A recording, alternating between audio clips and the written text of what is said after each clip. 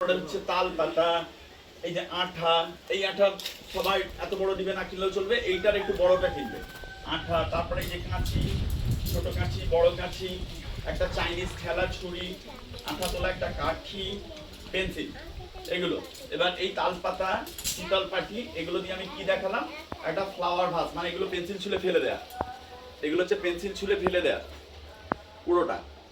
তারপর ঝাউ পাতা, নিচের যে ফ্লাওয়ার ভাসের চুপড়িটা করেছি, এইটা হচ্ছে শীতল পাটি বলা হয়। আর পেন্সিল তো আমরা এমনি আঁকতে গেলে ছুলে ফেলে দিই এরকম, তাহলে সেইগুলো ফেলে না দিয়ে সুন্দর করে এরকম পেস্টিং করলে এরকম একটা সুন্দর গ্রিটিংস হয়ে যাবে। এবার ভিতর দিকে তুমি তোমার মাস্টারমশাই, দিদিমণি, শুভাকাঙ্ক্ষীকে কিছু লিখলে, লিখে তার হাতে এটা প্রেজেন্ট করলে একটা চিকের প্যাকেটের মতো।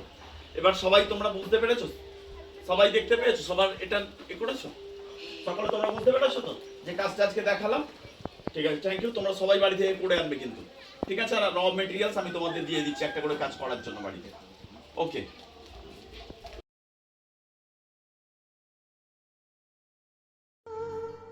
মিষ্টি পাখি ময়না করিস কেন